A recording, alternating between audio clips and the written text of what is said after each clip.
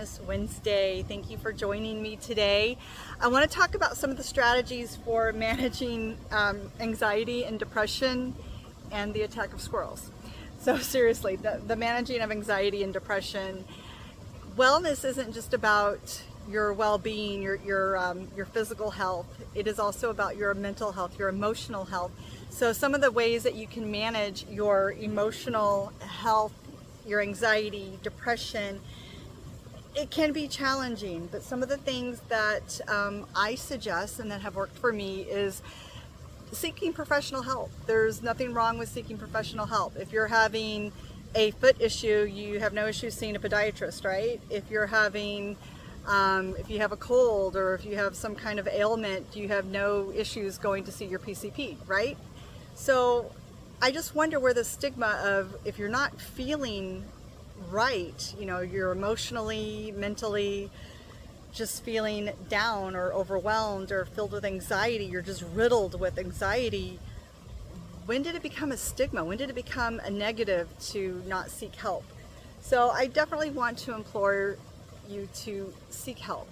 It can be from a psychiatrist, a therapist, a counselor, a trusted friend, a trusted family member, just someone that you can trust, you can talk to about what you're going through, and maybe even it may just be you want to talk about it and just kind of get it off your chest. You want to bounce some things off of that person, or it may be somebody that you might want to seek an opinion, some help of, you know, what is their opinion, what are their thoughts on, you know, how you can maybe lessen the anxiety that you're feeling, the overwhelming feeling that you have on a day-to-day, week-to-week basis. So I want to talk about that. So again, some of the ways to maybe combat or help, I guess, some of the strategies to feel like that you can improve your well-being would be seeking professional help. Practicing mindfulness and meditation can be very helpful to calm the mind, to just kind of decompress. So this has been something that I have been doing, and it has really made a big effect on my health. One of the things I started doing back when I was really trying to get into shape with my weight loss journey, I've lost quite a bit of weight. My physical fitness journey has improved dramatically. It's been very good. Exercise is very good for your mental and emotional health.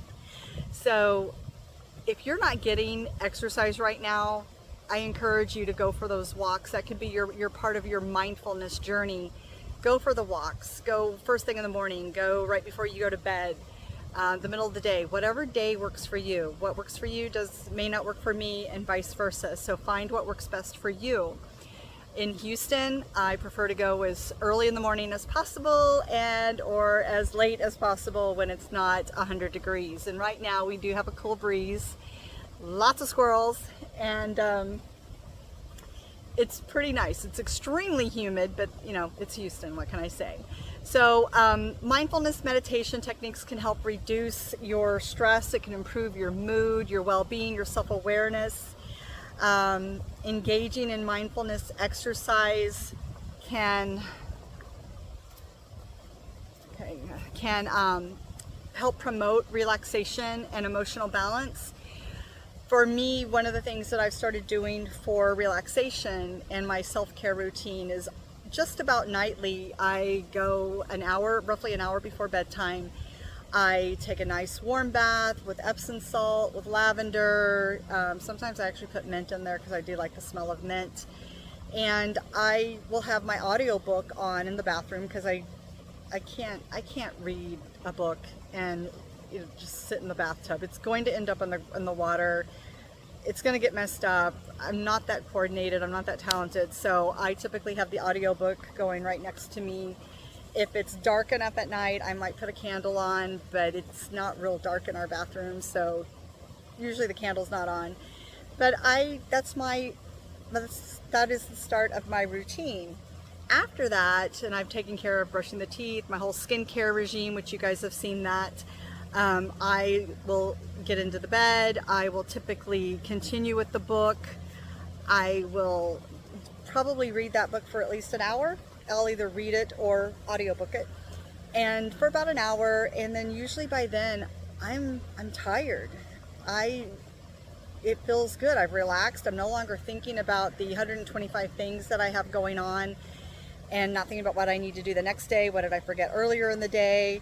So between the going for walks and staying somewhat active and practicing that mindfulness, practicing self-care, definitely something that would benefit your mental health, your physical health, and your self-care. That could be your self-care routine. So these are a couple of things that you can think about for your own self. What can you do? Now, I know there's some of you have kids. I am blessed, and I was an empty nester, but we have my 17-year-old niece staying with us right now. But even she's 17. It's not like she requires me to feed her and change her diaper, so she's good. I do care for my mom. I do care for my husband. I am their only caregiver, so I am busy with that. But I do understand. You're probably thinking, if you have kids, or you're a single parent and you have kids, how in the world am I going to go to bed an hour early? I got to spend that time getting the dishes done, doing homework or doing work, getting the housework done, getting some laundry, getting caught up on whatever you need to get caught up on. And I get it. I completely get it. I was there. I raised a daughter. I was a single parent for a while. I get it. You cannot pour from an empty vase or pitcher. Is it pitcher? You can't pour from an empty pitcher. So if you don't have the energy for yourself and you're not, not recuperating, you're not, sorry, I cannot think of the word, but if you're not filling your own cup up and nurturing yourself, you actually can't take care of your family. Will be going through the motions, you'll be getting more and more stressed out. And I like to also think of it as teaching your children how to respect mommy's time. Respecting this, mommy needs this time. I need this time away from mommy. Sometimes kids do understand that they need time away from their parents. So I hope, would understand that you need a little bit of time away from them. And so if their bedtime is at 8 o'clock, then at 8:30, 8:45, you spend the next 30, 45 minutes doing who knows whatever you need to do. And then at 8:30, 8:45, go do your self-care routine. Even if it's for 20 minutes, get 20 minutes in. It won't hurt you, I promise. Try it, just try it. So one of the other things that I hear people talking about a lot, and that's establishing a routine. Now, years ago, I had an issue with this whole routine thing. I'm thinking, no. You don't need to have a routine, or you don't need to get up at the same time every morning and go to bed at the same time every night. And, I don't know if it's my age or if they're actually right, but I have found that having a routine, having that predictability has actually helped. And I hate to admit, for whoever told me that, you were right. And I don't like to admit when other people are right and I'm wrong. Not true, but anyway. But it can manage your symptoms of anxiety and depression, the feeling of being overwhelmed if you are consistently getting up at the same time every morning and you're going to bed roughly the same time every night, and you've got this routine. For me, I try to do Wellness Wednesday on Wednesdays, family friends and Fridays on Friday. And then I have on Instagram, I try to do an outfit of the day, and I'm trying to, explore the skincare and the hair care, the outfits, the emotional wellness and so forth. So I kind of have a routine going there. I do go to bed and I'm quite successful now. I used to not be as successful earlier, or years ago, but I'm quite as successful now in getting my nighttime routine down and getting it done. I'm so excited about that too. And it works. Even if you don't have to get up at 6 or 7 or 8 o'clock in the morning, whatever time that you choose, getting up at that same time provides that consistency. It's really good for your health. It's good for your physical health, your emotional health, and I highly recommend it. Try it. It may take some time to get used to it, but I definitely encourage you to try it. Practicing self-care, your mind, your body, your soul, your whole family will appreciate it. They'll love you for it. You'll love yourself for it. So definitely practice your self-care. So another stressor, another wellness activity is to limit your exposure to certain stressors. For me, certain stressors it was traffic. Driving in traffic is not my idea of fun. It's very stressful, especially in Houston. And I fully expect a neighbor to stop and join in on this video any moment. Anyway, what was I saying? Limiting your exposure to certain stresses, such for me is driving in traffic. When I was working in the Galleria area, which is not close to my house, and the Galleria area is much like a downtown. It's extremely populated. I don't know if anyone's going under the speed limit of 80 miles an hour, even though it's 65 or 60.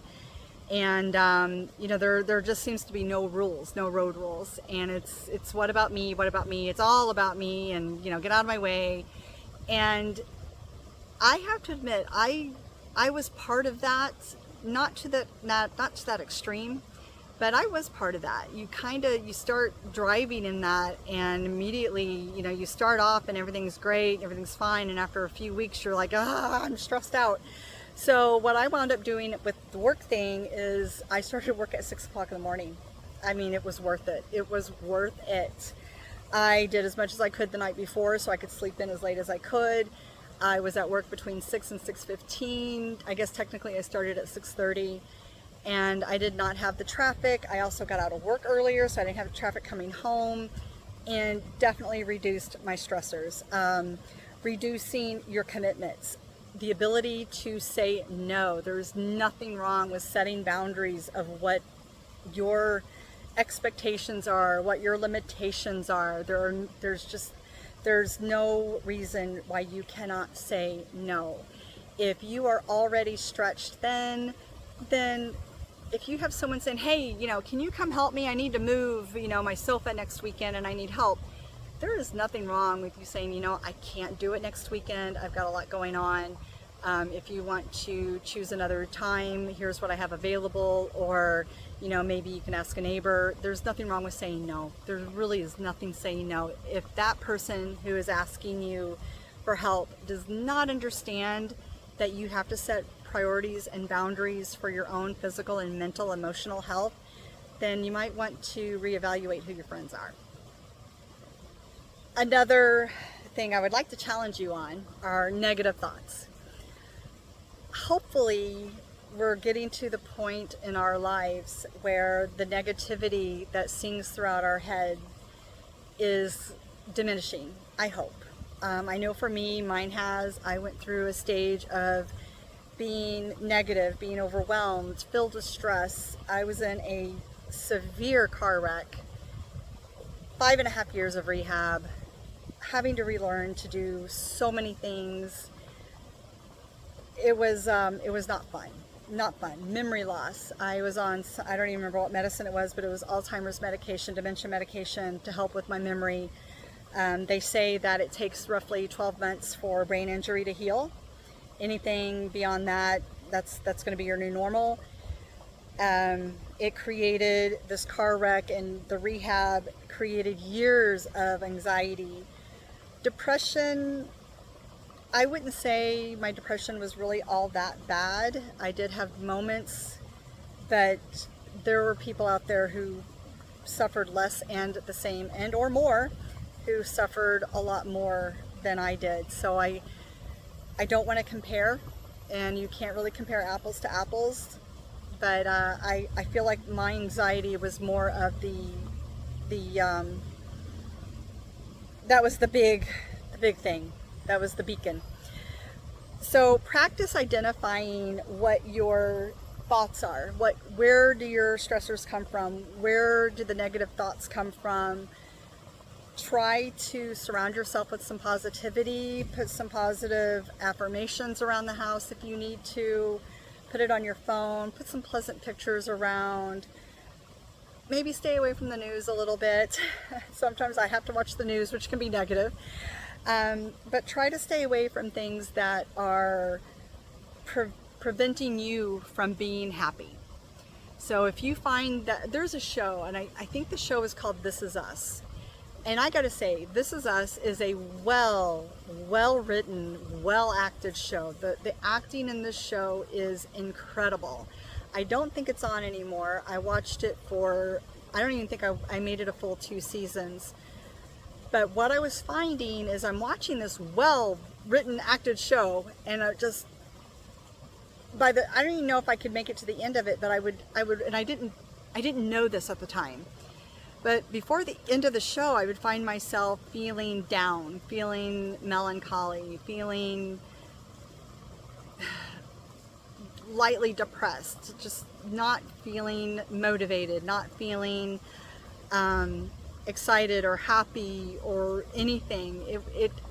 I just noticed my mood completely changed watching the show. So, watching this show, I was very frustrated because I didn't quite put it together that it was the show. I thought it was a coincidence. So then, a couple of days would go by, I'd watch another episode or 2 or 3 because, I streamed it. And I would watch 1 or 2 shows. Oh, UPS man is here. Oh, I have a package. Okay, hold on a second. I think he might be delivering it right to me. I'm not sure. I think he might be delivering it right to me. Anyway, I just became very... Again, the show is a well-scripted show. But I became, after watching a season or almost 2 seasons of it, I just realized it was the show. Maybe it was the storyline. Maybe it hit too close to home. I honestly don't know what it was about it, but I had to stop watching it. I couldn't watch it anymore. And lo and behold, I stopped watching it and no longer had the problems anymore. So I did try roughly a year later to watch it, and hi! Doing well, how are you?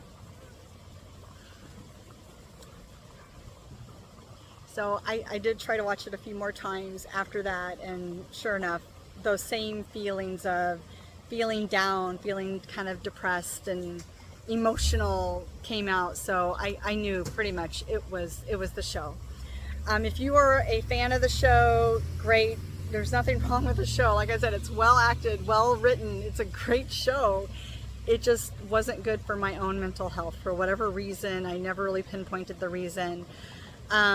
Another thing to kind of help with your feeling of anxiety, depression, would be cultivating supportive relationships. And notice I use the word supportive. Your friends and family may not be supportive. Just because they're your friend and just because they're your family does not mean they are supportive.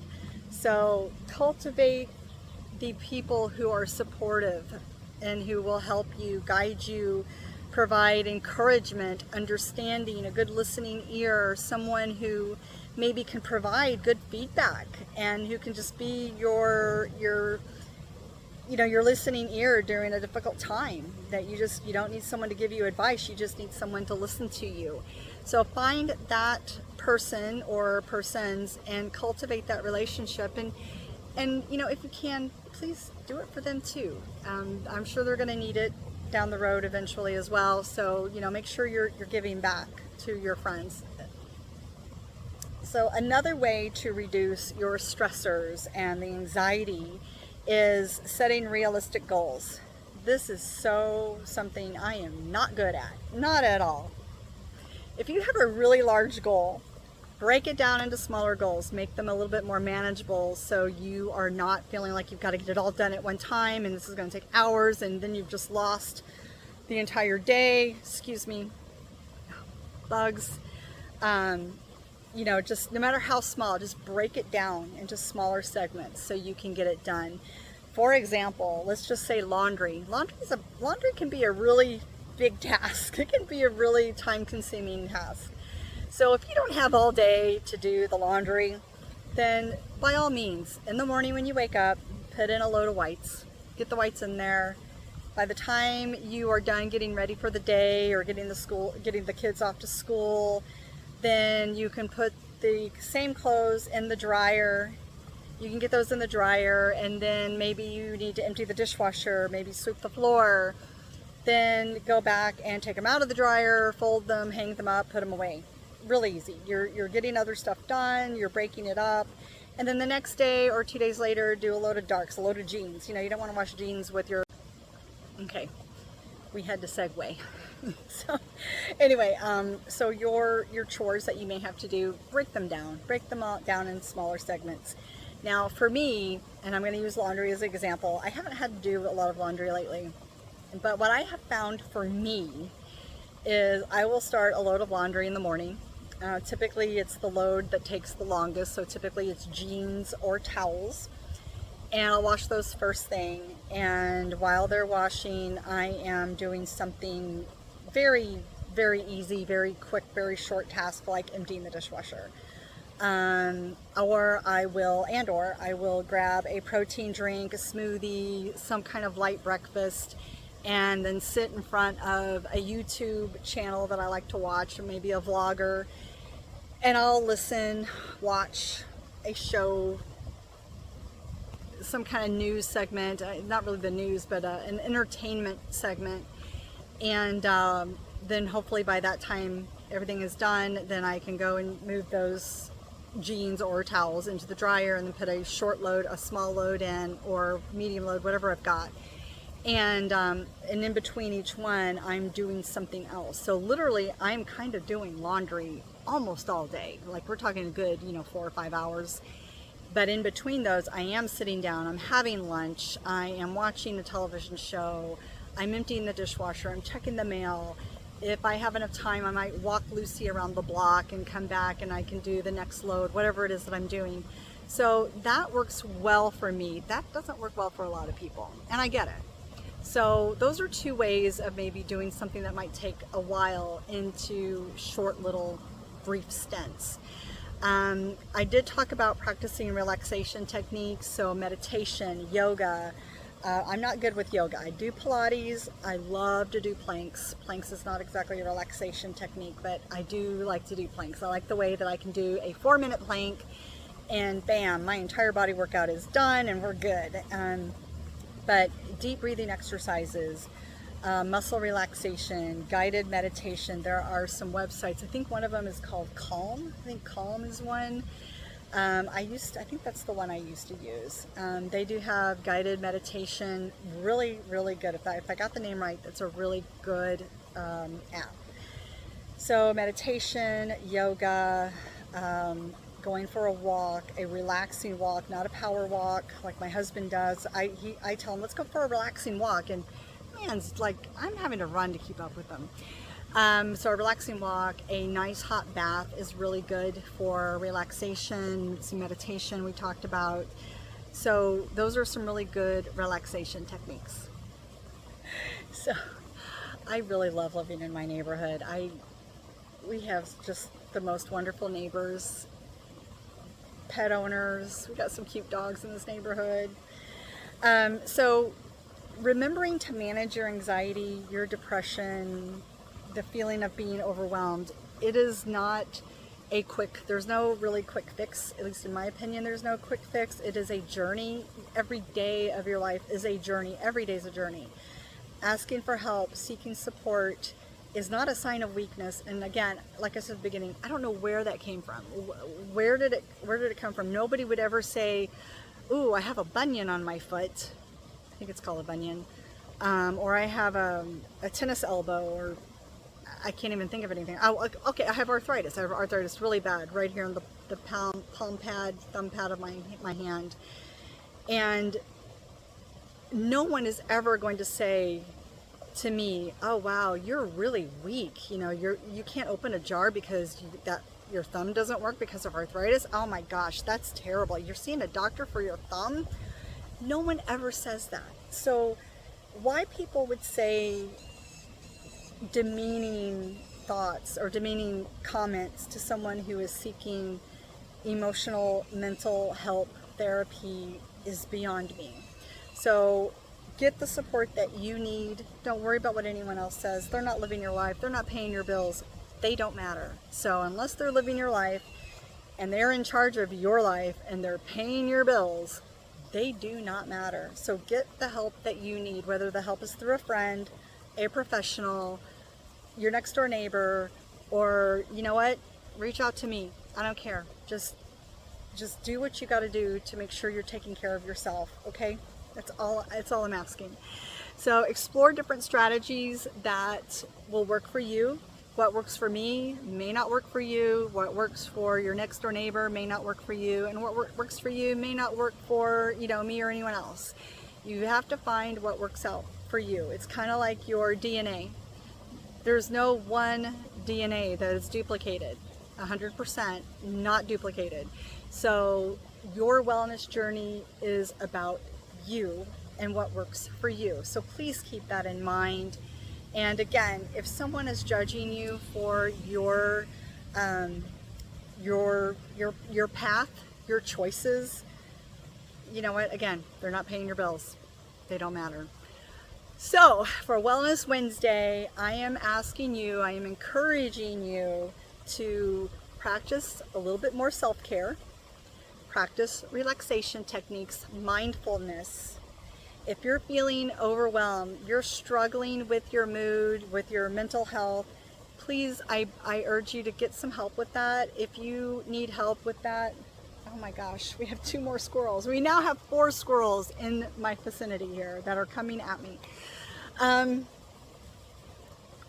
If you have to reach out to me, I may not be the best person for you, but I feel like we're all a community. We're a community to help each other. This is a safe space. If you comment on my videos, please make your comments respectful, nice, kind, be helpful. Leave the sarcasm at home. Well, leave the sarcasm off my page. Be nice, be kind, provide helpful hints.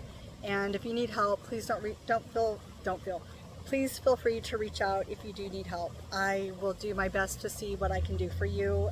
Just let me know what area you live in so I can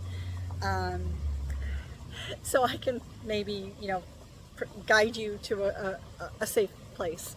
So let me know if you guys have any questions. Don't forget to like and comment and subscribe to my page. Wellness Wednesdays, again, it encompasses everything wellness: mental health, physical health, fitness, emotional, skincare, healthcare, anything that has to do with your overall well-being. So I look forward to seeing you guys every Wednesday for Wellness Wednesday. Have a great afternoon, everybody, and take care, be happy, be safe, and be healthy. Bye.